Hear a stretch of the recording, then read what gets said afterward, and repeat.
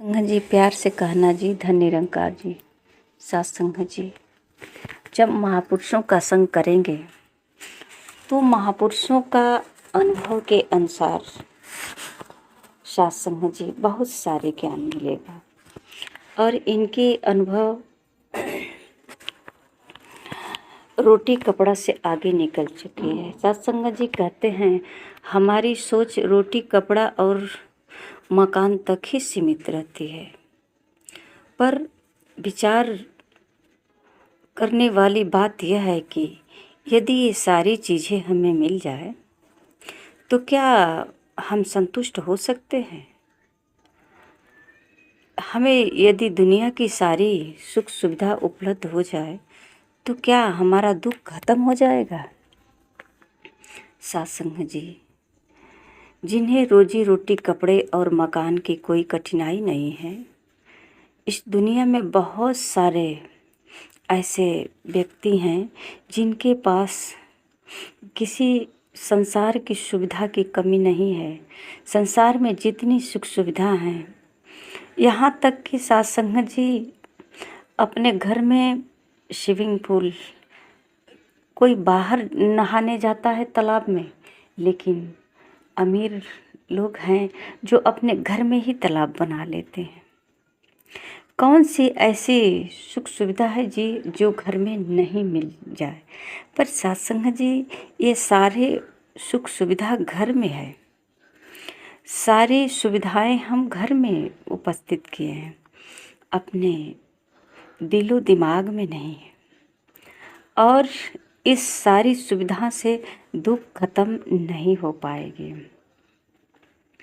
जिन्हें दुनिया की सारी सुख सुविधा उपलब्ध है तो सात संगत जी सुखी इनसे नहीं हो पाया है। इसका कारण है इन प्रश्नों का उत्तर जरा सा भी सूझबूझ रखने वाले मनुष्य भी हाँ में नहीं दे सकता। इसलिए सात संगत जी कि इस भरी दुनिया में हमें कोई व्यक्ति अपने आप से संतुष्ट दिखाई नहीं देता। कोई भी व्यक्ति पूर्ण रूप से सुखी प्रतीत नहीं होता।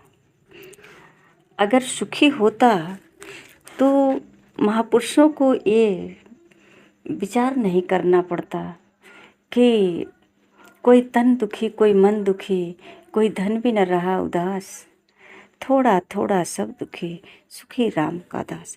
ये महापुरुषों का अनुभव है और अपने अनुभव को दर्शाया है।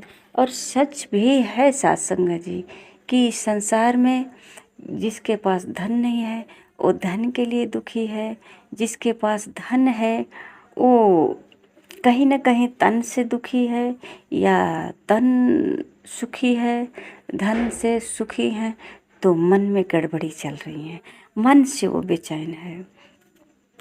तो सात संगत जी कहीं न कहीं संसार में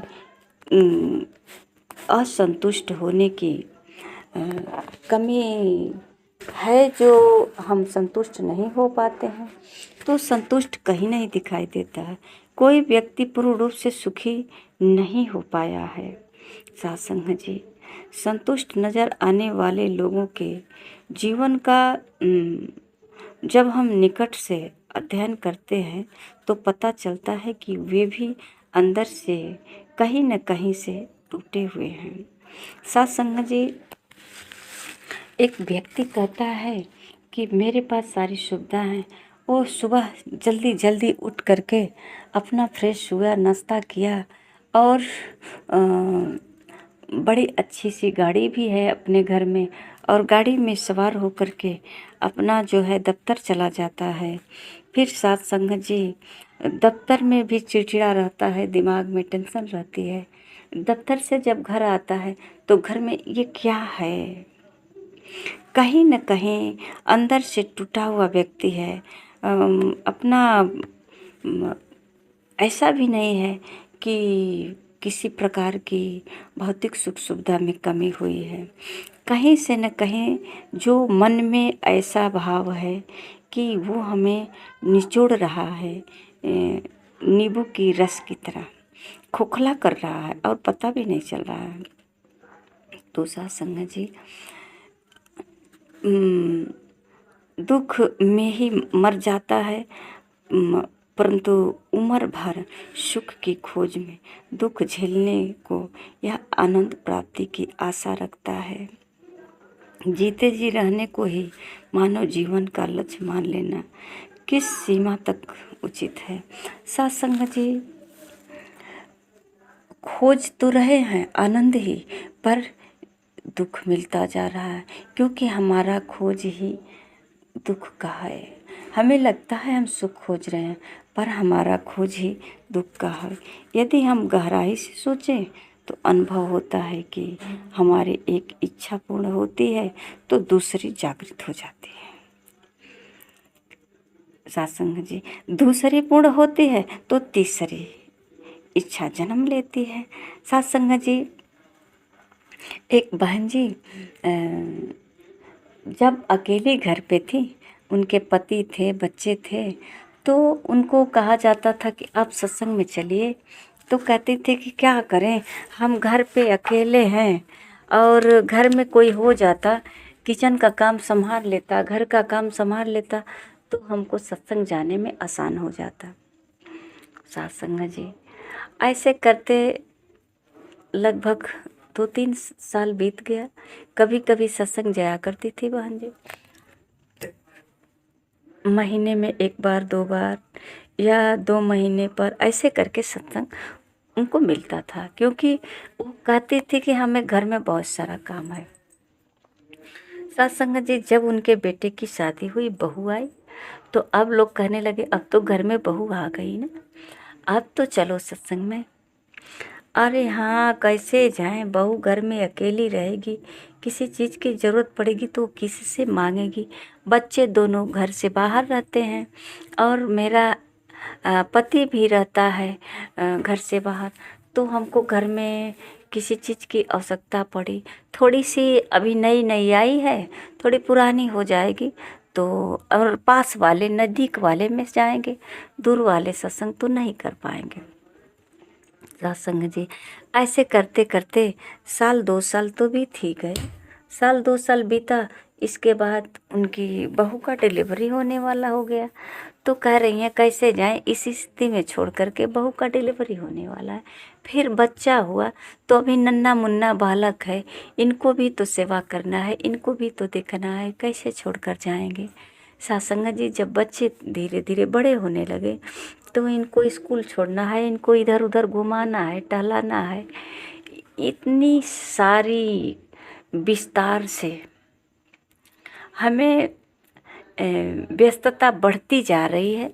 हम कहते हैं कि कोई हमारे घर आ जाएगा संभालने वाला तो हमको समय मिलेगा। ये समय संभालने वाले आएगा तो नहीं मिलेगा, हम खुद संभालने का प्रयास करेंगे, किसी और को संभालने का प्रयास करेंगे तो संभलेंगे। हमको कितना दिन कोई संभालेगा, कितने दिन किसी के भरोसे रहेंगे। ये शरीर एक अपाहिज की तरह किसी की आस लगा कर बैठी है कि कोई हमें संभालने वाला आ जाए तो हम फिर फ्री हो जाएं। फ्री तो कभी नहीं होना है, क्योंकि अभी तो बहू आई है, फिर बहू के बेटे आएंगे और बेटे आएंगे, तमाम जो है बच्चे के साथ अब घुल मिल गए हैं, खुश हैं। बच्चे छोड़ नहीं रहा है दादी को, ये बच्चे को छोड़कर जाने का दिल भी नहीं करता, रोने लगता है। तो सत्संग जी, सत्संग कैसे होगा। तो सत्संग जी, हमारी इच्छाएं इतनी प्रबल होती है ना कि हमको सत्संग नहीं मिलता है, और हम कहते हैं कि इतने हमारे पास काम होता है कि इसलिए सत्संग नहीं होती है। हमारी इच्छाएं, सत्संग जी कहते हैं कि यदि हम गहराई से सोचें तो अनुभव होता है कि हमारी एक इच्छा पूर्ण होती है, दूसरा जाग जाता है। और यही कारण है, हमारी इच्छा जो है, ललसा है, ये कभी ख़त्म होने का नाम ही नहीं लेता। ये क्रम जीवन भर चलता रहता है। हम अपने मन को एक विषय से हटाते तो दूसरे में लगा देते, दूसरे से हटाते तो तीसरे में जोड़ देते, और इस तरह अपने मन को उसके निजी स्थान पर स्थिर नहीं रख पाते, उसे अपने स्थान पर टिकने नहीं देते। हमारा मन बाहर ही बना रहता है। इससे मैं संदेह नहीं कि जब हम अ, कभी भी जब कभी हमारी कोई इच्छा पूर्ण नहीं होती है तो हमें अस्थाई खुशी होती है और सुख का क्षणिक अनुभव होता है। हम अपने मन को एक विषय से छुड़ाने और दूसरे विषय में लगाने बीच के अंतराल अस्थाई खुशी महसूस करते हैं, क्योंकि उस समय कुछ देर को हमारा मन अपने स्थान पर टिका होता है। साथ संगत जी, इससे हम इसे निर्णय पर पहुंच जाते हैं कि जितनी देर हमारा मन अपने स्थान पर रहता है उतना ही देर हम खुशी या आनंद का अनुभव कर पाते हैं। साथ संगत जी, ये हमारा मन जो है ना, हमारा मन जो है हर समय एक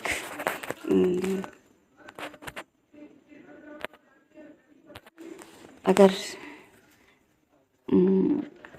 पोते का बर्थडे है, बच्चों का बर्थडे है, तो कुछ समय तक या उस क्षण तक हमारा ध्यान उसी में आकर्षित रहता है।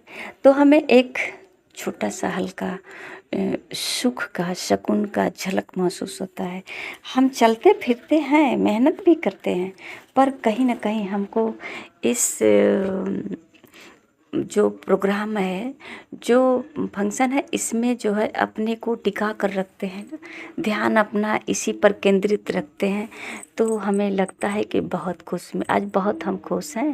भाग दौड़ करके सबके साथ घुले मिले, कुछ खुशियाँ जाहिर किए, कुछ दिखावा हुआ, ये तामझाम।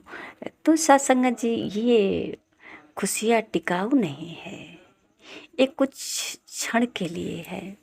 ये अस्थाई खुशियाँ हमारे जीवन में बाहर नहीं ला सकती है। ये जैसे ही थोड़ी सी विचलित होगी, फिर यूं ही का वहीं रह जाएंगे। जो हमारा कष्ट था वो तुरंत फिर आ जाएगा। तो सत्संग जी, संत महापुरुष कहते हैं कि हम जहाँ भी रहें, जिस हाल में रहें, हर हाल में खुशहाल रहें। एक खुशी की अस्थाई अनुभव न हो, ये निरंतर जो है आनंद में डूबे रहें। जिस तरह की उदाहरण देते हैं महापुरुष कि एक नशा जो होता है दारू में, कि सत्संग जी, दारू पीने वाला कम से कम जब तक उसके अंदर जो है नशा होता है दारू का, तब तक तो बेगम होता है। कभी तो देखने को मिल जाता है कि रोड पे वो इस तरह से पड़ा है जैसे मानो बेचारे कितने स्वर्ग में हैं। गाड़ी आती है जाती है, लोग आते हैं जाते हैं, धूप लग रही है, कपड़े इधर का उधर है, कोई फर्क नहीं पड़ने वाला। इतने व्यस्त वो अपने शरीर से बेगम हो जाता है, इस दुनिया की सारी दुख सुख से बेगम हो जाता है। कौन क्या कह रहा है कोई फर्क नहीं पड़ने वाला है। तो सत्संग जी, उसका नशा तो कुछ क्षण है, वो चाहे आनंद के लिए किया हो या कुछ गम भुलाने के लिए किया हो। अब क्या उसे मिलता है, अब उसे जो भी मिलता है वो जो प्राप्त करने के लिए किया है तो प्राप्त कर लेता है। पर सत्संग जी, ये टिकाऊ नहीं है, ये हमें खोखला कर रहा है। इसमें जो हम ढूंढ रहे हैं ना अपनी खुशियाँ, गम को बुलाने का तरीका, ये उचित नहीं है। ये हमारे लिए एक बहुत बड़ा विष का जो है, जैसे कहा जाए, विष का हम रसपान करके जिंदगी का तलाश करते हैं। तो सत्संग जी, ये कहीं न कहीं हमारे लिए, हमारे जीवन के लिए खतरनाक साबित हो सकता है। और सत्संग जी, हम खुद नहीं सुखी रह सकते, परिवार भी सुखी नहीं रह सकता है। तो आइए साथ संगत जी, आखिर खुशियाँ मिलेगी कहाँ? हमें रोटी कपड़ा मकान से ऊपर की खुशियाँ, जो आनंद का अनुभव करना चाहते हैं, जो हमें चाहिए, वो मिलेगा कहाँ? तो साथ संगत जी, इसीलिए संतों महापुरुषों जो है इस आनंद की अनुभूति को जो है दर्शाया है, हर जगह दर्शाया है कि ये खुशियाँ, ये जो है प्रेम किसी मार्केट में दौलत से नहीं मिलता है। जिस तरह कहा जाता है ना कि अगर नींद, हमको रात को नींद की ज़रूरत होती है तो नींद पैसे से नहीं मिलेगा। नींद जो है कुछ क्षण के लिए हम दवा खा करके हो सकता है अपनी आंखें बंद कर सकते हैं, पर सत्संग जी, वो गहरी नींद जो आनंददायक है, ये नहीं मिल सकता है। ये तो हमें स्वस्थ होने का परिणाम है कि हम स्वस्थ रहेंगे तो हमें अच्छा सुकून वाला नींद मिलेगा। अगर वह अस्वस्थ है तो हमें फिर नींद की गोली खानी पड़ेगी। इसका यही पहचान है कि हम अस्वस्थ हैं। सत्संग जी, आराम की ज़रूरत होती है, तो अगर थके हैं तो आराम तो कहीं मिल सकता है, अगर थके नहीं हैं तो आराम गद्दे पर भी नहीं मिलेगा। अगर मन के अंदर हलचल है तो हम परिवार में भी खुश नहीं रह सकते, बाहर भी किसी पार्टी वगैरह में जाकर भी नहीं खुश रह सकते। तो सत्संग जी, अगर अंदर से हम फिट हैं, खुश हैं, तो परिवार में भी खुश रह सकते, बाहर भी खुश रह सकते, कहीं रहें हर हाल में खुश रह सकते हैं। तो ये खुशी कहाँ मिलेगी सत्संग जी? ये खुशी सिर्फ संतों के पास ही मिलता है। ये संत जो होते हैं, जैसा कि कहते हैं ना कि मीरा जी के पास सब कुछ था, फिर भी मीरा जी को कहना पड़ा कि पायो जी मैंने राम रतन धन पायो। तो ये जो राम नाम का धन है, ये जब संतों के द्वारा प्राप्त होता है, तो जिसके जीवन में प्राप्त होता है सत्संग जी, तो जो नाम को स्मरण रखता है, तुरंत ये परमात्मा की छवि उसके सामने याद आती है, और इसीलिए तो स्मरण करते हैं नाम का। और नाम जैसे ही जपते हैं, जो छवि दिखाते हैं सतगुरु, जो सतगुरु के द्वारा जो परमात्मा का ज्ञान कराया जाता, पहचान कराया जाता है, तुरंत वो सामने, जैसे हम किसी व्यक्ति को देखे हैं, उससे मिले हैं, कोई उसका नाम लेता है, रमेश महेश दिनेश जो भी नाम है, तो हम मिल चुके हैं, बातें कर चुके हैं उससे, या पहचान कराया गया है, तो नाम लेते ही उसका छवि सामने आ जाती है, आकृति हमें दिखाई देने लगता है कि इस तरह का उसका नाक नक्शा है, ये व्यक्ति का चाल ढाल है ऐसा। इसी प्रकार सत्संग जी, जब सतगुरु के द्वारा जब पहचान हो जाता है ये परमपिता परमात्मा निराकार दातार का, तो सत्संग जी, जैसे ही हम नाम लेते हैं, ये सामने हमें अनुभव होता है, प्रत्यक्ष रूप से हम अनुभव कर पाते हैं, देख पाते हैं।